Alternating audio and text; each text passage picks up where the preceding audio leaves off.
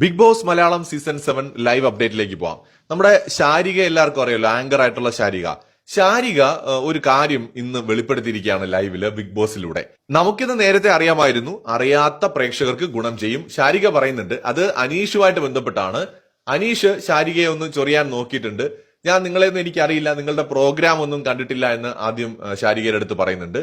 അതിന് ശേഷം അപ്പോ ശാരിക അപ്പാനിയുടെ അടുത്തും, അപ്പാനി ശരത്ത് നമ്മുടെ അക്ബർ ഖാനൊക്കെ ഇരിക്കുകയാണ്. അവരുടെ അടുത്താണ് പറയുന്നത് പുള്ളി വലിയ എഴുത്തുകാരൻ എന്നൊക്കെ അല്ലേ പറയുന്നത്, അപ്പം അറ്റ്ലീസ്റ്റ് കണ്ടിട്ടെങ്കിലും ഉണ്ടാവില്ലേ, പക്ഷെ ഇല്ലെന്നാണ് പറയുന്നത്. എനിക്ക് മനസ്സിലായി എന്നെ ചൊറിയാൻ വേണ്ടി പറയുന്നതാണെന്ന്.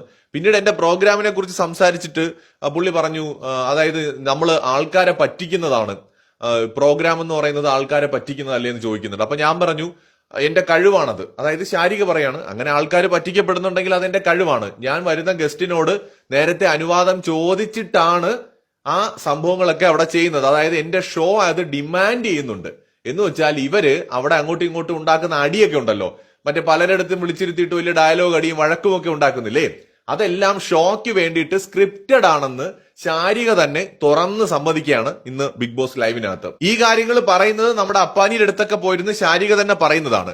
ശാരികയെ കൊണ്ട് ഇത് സമ്മതിപ്പിച്ചത് നമ്മൾ അനീഷാണ് കേട്ടോ, കോമണർ അനീഷാണ് ശാരികയെ കൊണ്ടത് സമ്മതിപ്പിച്ചത്. അപ്പൊ ഷോ ഡിമാൻഡ് ചെയ്യാണ്, ആൾക്കാർ പറ്റിക്കപ്പെടുന്നുണ്ടെങ്കിൽ അത് എന്റെ കഴിവാണ്, അതായത് ആ ഒരു എന്റർടൈൻമെന്റ് ലെവലിൽ അതിനെ എടുത്താൽ മതി എന്നാണ് ശാരിക പറയുന്നത്. സോ ശാരികയെ കൊണ്ട് തന്നെ ആ പ്രോഗ്രാം വെറും സ്ക്രിപ്റ്റഡ് ആണെന്ന് ഇപ്പോ ശാരിക തന്നെ തെളിയിച്ചിരിക്കുകയാണ്, അല്ലെങ്കിൽ ശാരിക തന്നെ തുറന്നു പറഞ്ഞിരിക്കുകയാണ്. ബിഗ് ബോസിനകത്ത് അങ്ങനെ ഒരു കാര്യം കുറച്ചു മുന്നേ ഇപ്പോൾ ലൈവിൽ സംഭവിച്ചിട്ടുണ്ട്. കൂടുതൽ ലൈവ് അപ്ഡേറ്റുകളുമായി വീണ്ടും വരാം.